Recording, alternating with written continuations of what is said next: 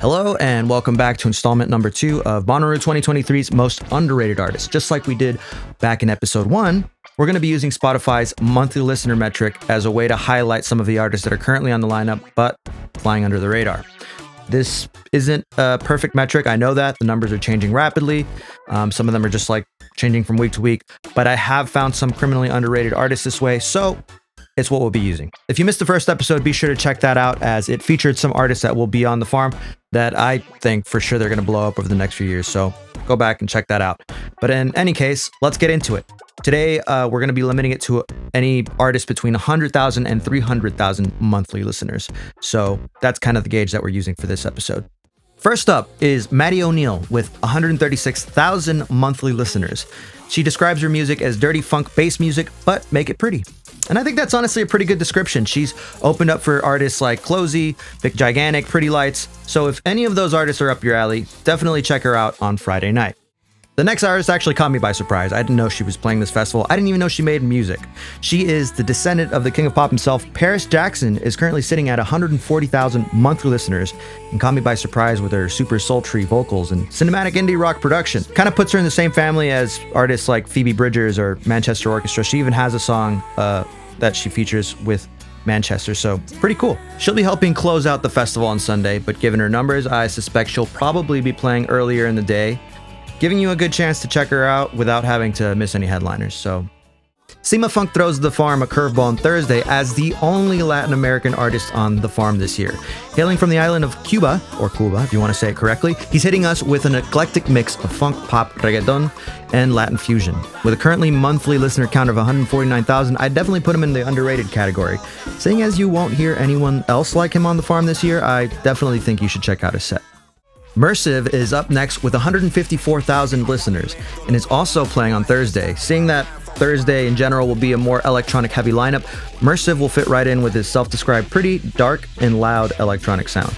I'm by no means an electronic music expert, so I won't try to compare him to anyone, but if you just listen to a few of his songs, it's a pretty clear indication that it's going to be a fun show. So definitely worth checking out if that's up your alley. A quick note before we keep it going. If you're just joining the channel for the first time, don't forget to subscribe for more festival content like this, but also because there's a ton of awesome other content that I produce. I try to make it entertaining. You don't have to be a musician or producer to enjoy this kind of stuff. I try to make content that anyone can enjoy. And so if you like this, please show some support by subscribing. Up next, we have Abraham Alexander sitting at 223,000 listeners, who will be showering us with his heartstring-pulling R&B soul jams. The sound is definitely more on the mellow side of things, but I think that's a great way to take a nice, relaxing break on the farm Thursday after your inevitably long journey to arrive to the farm, so I'm going to be checking him out. I think you should too. The next artist on the list is one where the whole Spotify metric thing doesn't really work because of the fact that they're primarily a jam band. This is empty, by the way. It's a bad prop, I'm sorry. Regardless, Umphrey's McGee makes it onto this list with 222,000 monthly listeners. It's really kind of hard to describe what Umphrey's does other than the fact that they aim to put on a great show anytime they perform, and they seem to not be necessarily limiting themselves to a specific genre. I mean, it's a live band, so that's all you really need to know, but they have a mashup of originals, covers, and just improvised jams. If you've never seen them and you just enjoy music in general and musicianship, you'll probably enjoy watching them, so check them out. They'll also be playing on Sunday. So Roman Silver is one of these artists that I can totally see blowing up over the next few years. Performing on Sunday, he's floating around 235,000 monthly listeners currently, and his sound is just like super lush and kind of reminds me of the early days of Flume when he was still an up-and-coming act. I definitely think that if you're an electronic dance music fan, you should probably check him out before it becomes harder to check him out in the future. Just a prediction. We'll see in a few years if I'm right or wrong. I don't know. And so we've arrived at our last artist for today's episode, and it's Petey.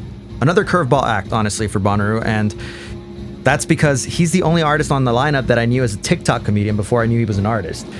What's this? It's guys swimming. Like fish? Well, yeah, but they're guys. Incredible. With 247,000 monthly listeners, I'd argue that his numbers may be a bit inflated by his TikTok fame, but don't let that fool you because his indie electro pop sound kind of stands on its own. I actually thought his music would be comedy music, which generally a miss for me.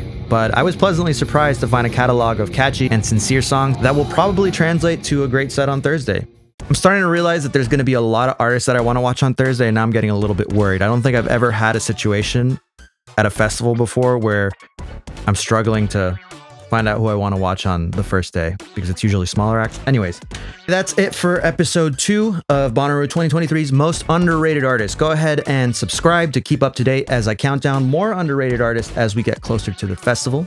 If you missed the first episode, you should definitely go back and check that one out now by clicking somewhere up here. In any case, thanks for watching. See ya.